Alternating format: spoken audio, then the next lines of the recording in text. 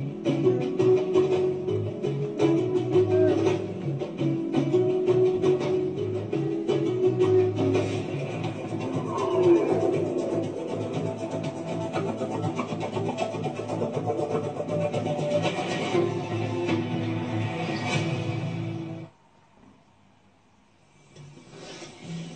evening from GRTS and welcome to our 8 p.m. news bulletin. In our headlines tonight, President Adama Barrow presides over the swearing-in of 2 members of the Public Service Commission. The Gambia returns to the Commonwealth of Nations nearly 5 years after withdrawing from the body.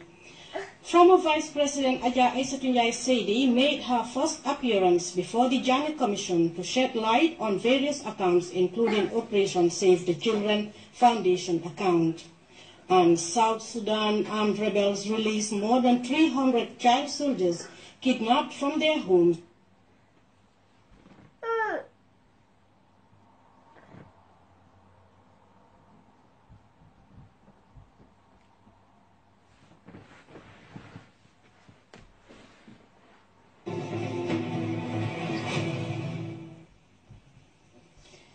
Thank you for joining us. The President, His Excellency Adama Barrow, on Thursday presided over the swearing-in of 2 members of the Public Service Commission at a ceremony attended by Cabinet Ministers. The Public Service Commission regulates the civil service with oversight for its management and supervision. Mamadou Jallo reports. The Commission has a new chairman. Lamin Samade replaces the veteran G.O. Bright, who headed the Commission for years. He took the 3 oaths of office, allegiance and secrecy at a brief ceremony administered by the Secretary of Cabinet, Ibrahim Sise. Another official, Sam Chaite, was also sworn in as a member. After taking their prescribed oaths and signing the register, a confident-looking Mr. Samade said he was happy to be given what he described as a rare opportunity to head this important public institution. Just to assure you that we will ensure that persons that meet the criteria for jobs are employed, rewarded and disciplined in an open, fair and impartial manner. We will, through our deliberations in the Commission, make optimal use of the competencies, skills and qualifications available in the country, in the diaspora and in the civil service in particular. He also pledged to advise and support government policy towards restructuring and rebuilding the civil service to make it more outstanding, efficient and effective, as well as merit-based in recruitment and retention. The Vice President and Minister of Women's Affairs, Her Excellency Fatoumata Jallow Tambajang, congratulated the 2 officials, expressing hope that they will live up to expectations. Believe that you will comply with the swearing in, the oath that you have taken, and we definitely look forward to having a very efficient public service, very open, transparent public service that will be there in Gambia, of course. The President, His Excellency Adama Barrow, described the 2 elderly statesmen as people of integrity who had served their country with patriotism and selflessness. I know Samate very well. As a very humble somebody, as a very principled somebody, and very hardworking. There is no doubt. There is no doubt in the mind of anybody sitting here that Lamin Samate will do a good job as far as the Public Service Commission is concerned. I think we need Gambians of their caliber. I think everybody should think of tomorrow. That the work you are doing today will reflect tomorrow. The President urged public servants to work hard to transform the public service into a highly effective, disciplined and results-oriented service for the benefit of the country and future generations. Mamadou Jallo, GRTS News. The Gambia has returned to the Commonwealth of Nations more than 3 years of withdrawing from the body. Unijai covered a briefing convened by the Minister of Foreign Affairs, Ousainou Darboe, where he announced the news of the Gambia's return. A diplomatic meeting convened at the Ministry of Foreign Affairs as diplomats conveyed to break the news of the Gambia's official return to the Commonwealth, a body the Gambia has been actively engaged since independence in 1965 until 2013, when former leader Yahya Jammeh made a unilateral decision to withdraw the country from the organization. I congratulate you on the successful conclusion of the re-entry process. As one of the 52 other members of the Commonwealth family, it's a big family, and it's a family that is enthusiastic to welcome you back. Withdrawal was a deeply undesirable action that saw the Gambia lose its stance and commitment to important issues at the global front. But how relevant is the Gambia's return to the Commonwealth in the midst of a new dispensation? It was an honor to read from Prime Minister May's Twitter account that she was delighted, quote, she was delighted that the Gambia has today rejoined the Commonwealth family, an institution built on a shared commitment to strengthen democracy, unquote. The Commonwealth way is to seek consensus through consultation and the sharing of experience, especially through practical cooperation. A reaffirmation that the Commonwealth is uniquely placed to serve as a model and as a catalyst for new forms of friendship and cooperation in the spirit of the Charter of the United Nations. The return of the Gambia to the Commonwealth is described as a milestone and yet another fulfillment of the new government campaign promise to restore the Gambia's foreign relations, renew lost relationships and commitments to international engagements. Since the coming into office of His Excellency, the President of the Republic of the Gambia, Mr. Adama Barrow, and as part of his campaign promise, pledged to return the Gambia back to the Commonwealth. So this ministry has been actively working with key stakeholders to ensure that promise is realized. Sharon Wadul, British High Commissioner to the Gambia, commended the new dispensation for what she called a laudable move. I'm happy to inform you today that all the 52 member states have unanimously endorsed the Gambia's return to the Commonwealth. This is because of the commitment of the government of the Gambia to abide by the Commonwealth's values and principles, the core values as reflected in the Commonwealth Charter. A historic move in Gambian history that effectively resuscitates its former glory in the international scene. As the Gambian flag returns to take its rightful place, yet again in the Commonwealth lineup, the citizenry is more than ever before looking towards meaningful global partnership to enhance development. The Gambia government is hoping to rebuild a strong relationship with the Commonwealth, as that will hugely benefit both parties. Ominjai, GRTS. Meanwhile, the British High Commissioner to the Gambia has hailed the Gambia's re-entry into the Commonwealth. Sharon Waddle was speaking in an interview with GRTS's Babukar Senghor. Here's an excerpt. Very special day for the UK as a member of the Commonwealth and also for the Gambian people. I've only been here for 6 months, and I've lost count of the number of times that people have said to me that they regretted that they had left the Commonwealth, and that for many people in their hearts they were still part of the Commonwealth family.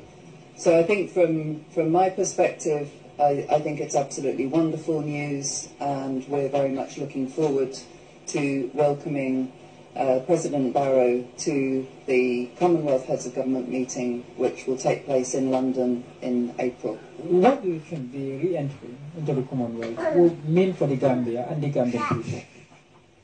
So initially, I think for the Gambian people, it's another sign of the commitment of the government and the country to democracy, good governance, human rights, freedom of speech and equality.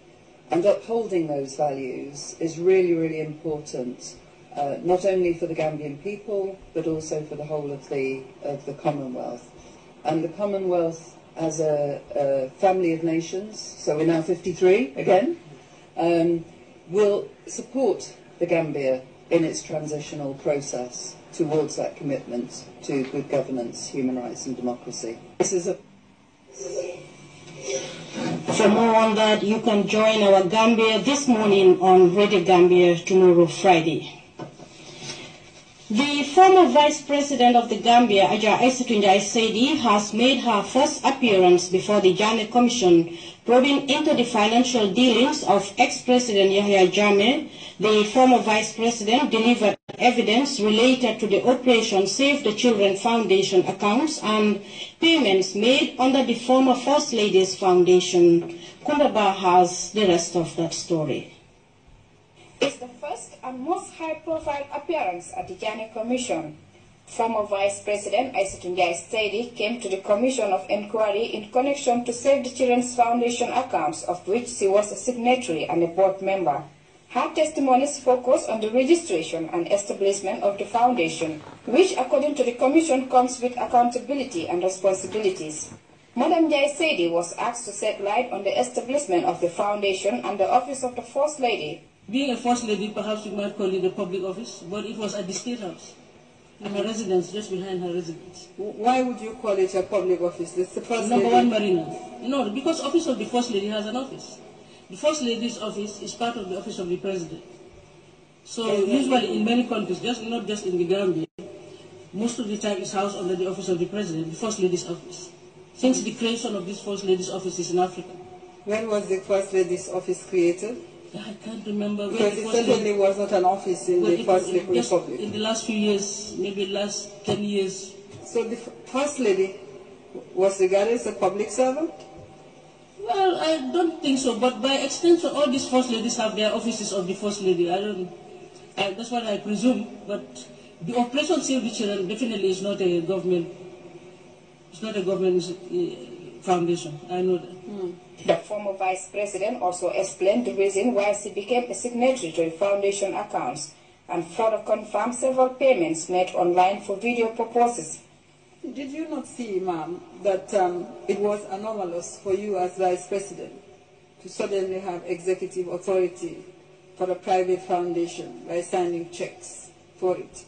Well, this is something you couldn't do for government. Why would you do it for the private foundation? Because, again, somebody superior has asked and appealed and has justified the appeal that they want to give selfless service to society, to Gambians. So I just thought, okay, I cannot say no. What was the purpose of that payment? They told me it was an online video. The First Lady wanted to popularize the foundation and make it known to people and the partners, both within the country and without.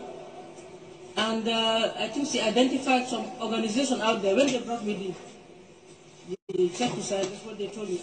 Former Gamtel MD Babakar Sayang also continued his testimony in connection to a contract he signed in 2014 between Gamtel and MGI Telecoms, which he said was a directive from the office of the former president. We tell at the time, without the bypass, they were going to create a total blackout for the country. And this bypass has been made with records. The traffic was being passed through this bypass to secure some of that national traffic. And gradually, the capacity on the bypass was being increased and more traffic was put on that bypass. When he was asked to produce a tenancy agreement between the Gambia Diversity Agency and the Agro Oil Company, Mustafa Koli, former deputy director of the Gambia Granite Company, argues that there was no formal transfer of GGC to Agro Oil Company. The Commission of Inquiry will next embark on site visits in the provincial Gambia from Monday to Wednesday for further investigation into ex-President Jammeh's financial dealings. Reporting for GRTS News, I am Kumbaba.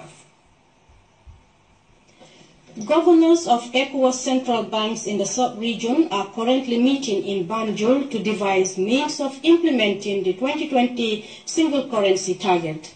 As Seni Marina reports, the top banking executives are renewing calls for a greater synergy on monetary agencies within ECOWAS to attain the single currency objective. On a common and financial market in the ECOWAS region. Fresh hopes are being stimulated by the banking executive meeting in Banjul. Central bank governors within ECOWAS are meeting with specialized financial institutions to devise a crucial plan for single currency implementation. The ECO is the proposed name for the common currency that the West Africa Monetary Zone plans to introduce within the ECOWAS. After its introduction, the goal is to amalgamate the new currency with the West African CFA franc to ultimately accomplish the creation of a common currency for much of West Africa. The Banjul meeting provoked fresh hopes and renewed confidence in the attainment of a single currency, but the question remains, can ECOWAS attain this dream by 2020? With over 300 million people, the ECOWAS region stands to immensely benefit from the creation of a single market. The governor of Central Bank of the Gambia, Mr. Bakary Jammeh, renews the Gambia's unwavering commitment to ECOWAS Monetary Cooperation Program. Here in the Gambia, we have embarked on broader economic reforms to remove structural bottlenecks and ensure that high, inclusive and sustained long-term growth is achieved. We are maintaining a strong track record of policy implementation. As a result, inflation declined to 6.9% in December 2017 from 8.8% in January 2017. Mr. Milton Wicks is the governor of Liberian Central Bank and the outgoing chairman of the ECOWAS Committee of Central Bank Governors. As governors, it is our responsibility to maximize the advantage of the regional capacity building initiatives and the available expertise for our institutions. Let me therefore reiterate our commitment to the ideals of WIFM and pledge our continued support in order to maintain the Institute's rating as a center of excellence. ECOWAS representative Lassana Kabori said the sub-regional body remains committed to the attainment of single currency and financial integration and stressed the need for enhanced cooperation between ECOWAS and banking governors. All the work done in carrying out their responsibilities entrusted to the agency, particularly the framework of the roadmap for the creation of ECOWAS single currency. Officials say inter-West Africa Monetary Zone trade is lower and hence significant room is available to improve trade among member states. Seni Marana for GRTS News. The Chief Justice has held meetings in Mansukonko, Janjambure and Banson, respectively, as part of his nationwide tour to judicial installations across the country to get first-hand information on challenges and the way forward for a better judicial system in the country. As we hear in this report by Farmer Kanyi, judicial staff in most of the communities visited are challenged with welfare and lack of good residential facilities, amongst others. And we are true allegiance to the Republic of the Gambia according to law. So help me God. The decentralization of the justice of the peace to the regions is a welcomed initiative. The appointment of JPs in all the regions is expected to nurture proficiency of judicial processes in the regions. This plot of land is donated by the Chief of Jara West for the construction of another court in the region. Infrastructure in most judicial installations in rural Gambia are below standards. However, new facilities like this one in Mansakonko have been renovated to standardize judicial processes in the regions. Communities like Jaring in the Central River region are still without any proper courtrooms, and court proceedings are held under this mango tree.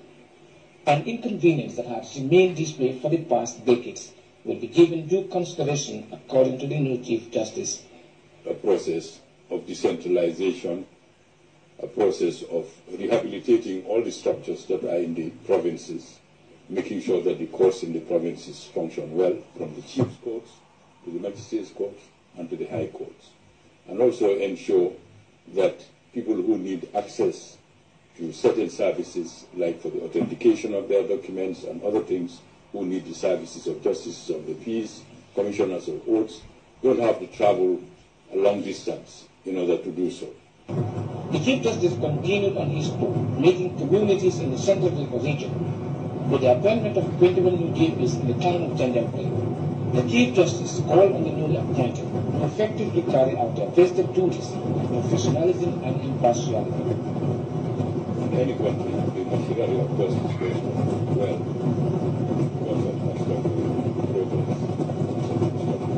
The peace, because it's the avenue for peaceful resolution of disputes, peaceful and just resolution of disputes. So it's important together that we explore ways of strengthening our machinery. As the delegation entered the town of Bansang, locals converged in their numbers at the regional Kari court.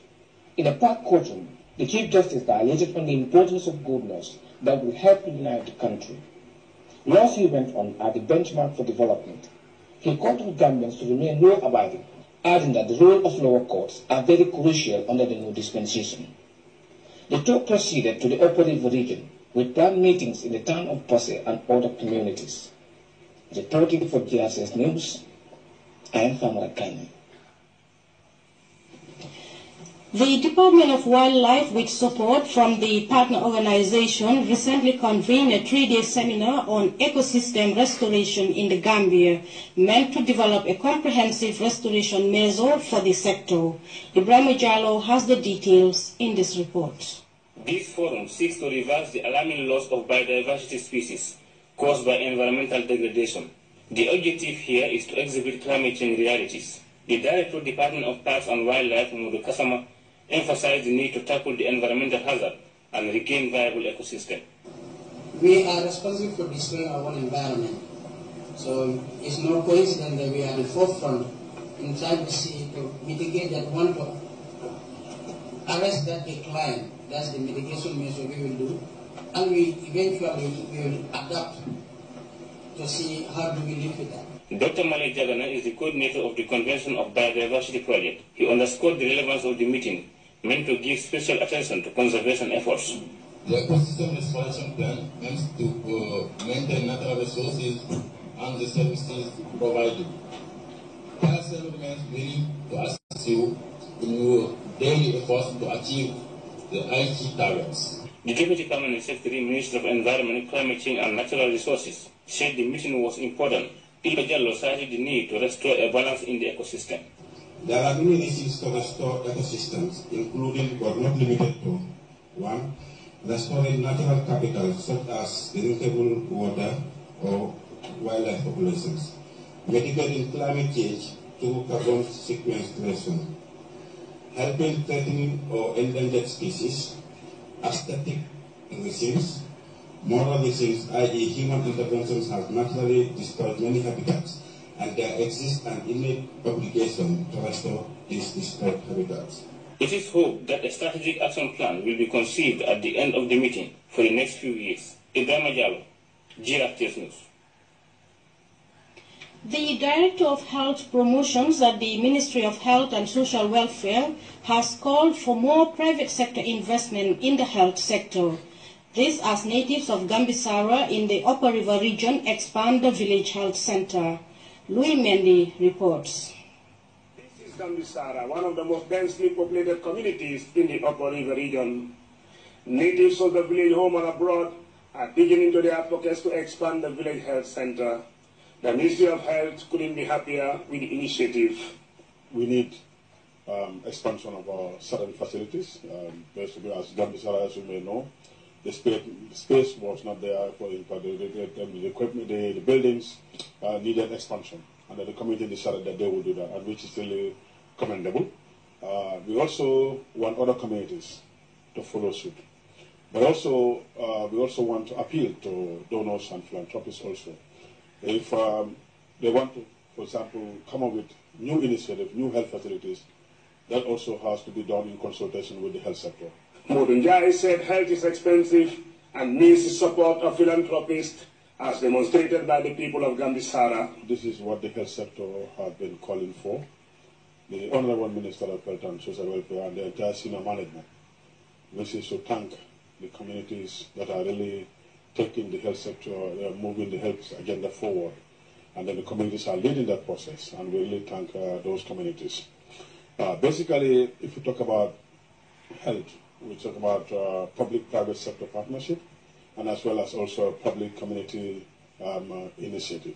Sambala Masire Dukure, Tijan Manera, and other elders in the community are working with others in the diaspora for the accomplishment of the health project.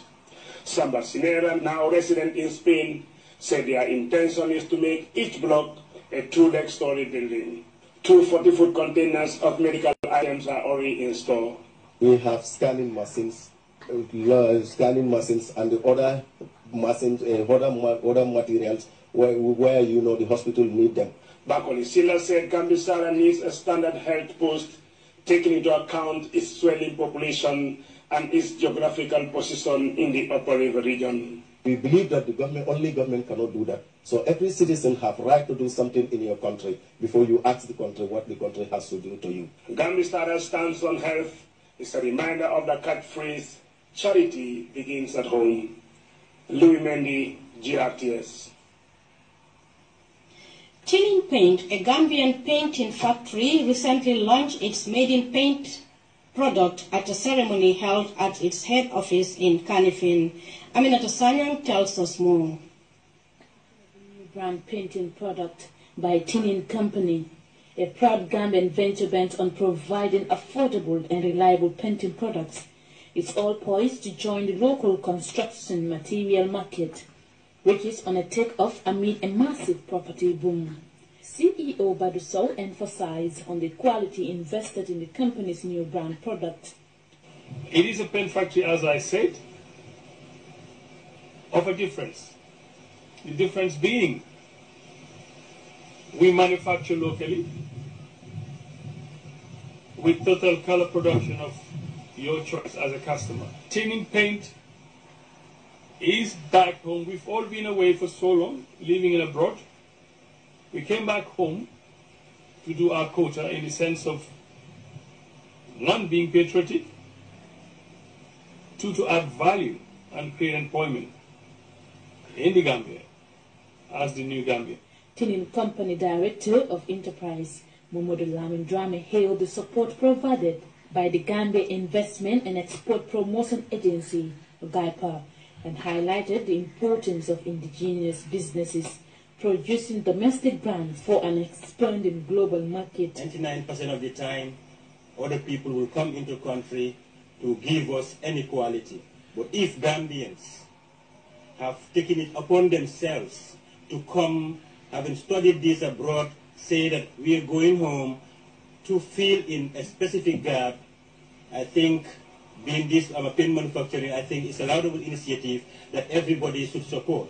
A mentor to the company's CEO, Lars Nigard, attributed Tinin Paint's recent success to the strong customer confidence and belief in the product. Wish you all good luck in the future. I am sure you will make it because you have the right product and you are hardworking and you have the right approach to business. So good luck.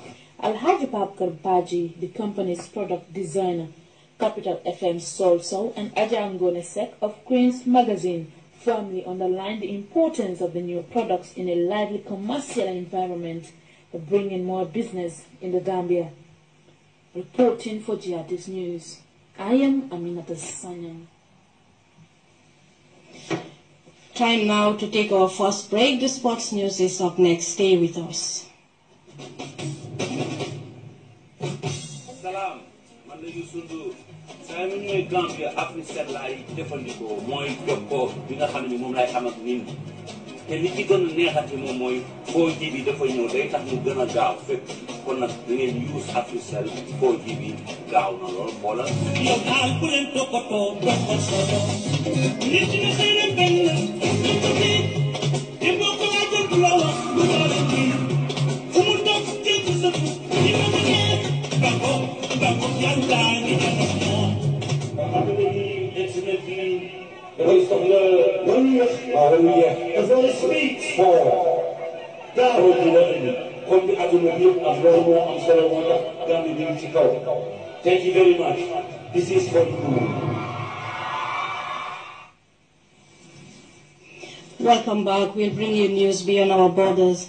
In South Sudan, more than 300 child soldiers have been released by armed rebels in Yambio in the southwestern part of the country. Some of the children are as young as 12 years. They were kidnapped over 2 years ago from their homes and forced to take part in the country's internal conflict.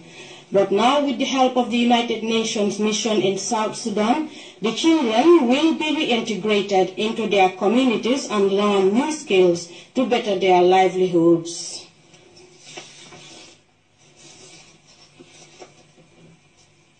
And before we take leave of you, a recap of the day's main stories. President Adama Barrow has presided over the swearing-in of 2 members of the Public Service Commission. The Gambia has returned to the Commonwealth of Nations nearly 5 years after withdrawing from the body. Former Vice President Aja Aissatou Njie Seydi has made her first appearance before the Janneh Commission to shed light on various accounts, including Operation Save the Children Foundation account.